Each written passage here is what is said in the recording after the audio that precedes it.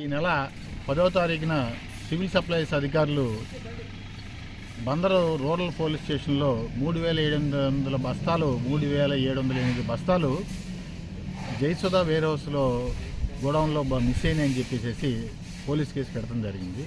నిన్న ఈనాడు పేపర్లో అవి కాదు మొత్తం 7775 బస్తాలు పోయినట్టుగా చెప్పారు. అసలు ఈ అధికారులు రకరకాలుగా వాళ్ళు స్టేట్మెంట్లు ఇస్తున్నారు. వీటన్నిటి మీద కూలంకషమైన దర్యాప్తు జరగాలని చెప్పేసి కూడా కోరుకుంటున్నాం. ఇందులో అధికారుల పాత్ర చాలా కీలకంగా ఉంది. అధికారులు కూడా వాళ్ళకి పూర్తిగా సహకరించారు. ఒక రోజేమో వాళ్ళు 3708 అన్నారు, మళ్ళీ తర్వాత వచ్చేటప్పటికి 4000 చిల్లరని చెప్పేసి వాళ్ళు మినిస్టర్ గారు చెప్పారు. మళ్ళీ నిన్న వచ్చేటప్పటికి 7775 బస్తాలు ఉన్నాయి. ఇట్లా రోజుకో రకంగా అధికారులు ఆయనకి సహకరిస్తూ మాట్లాడుతున్నారు. కాబట్టి పూర్తిగా దీని మీద దర్యాప్తు చేయాలి.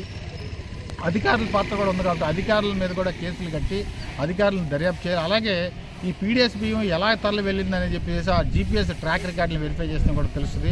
టోల్ గేట్లు పరిశీలించడం కూడా తెలుస్తుంది.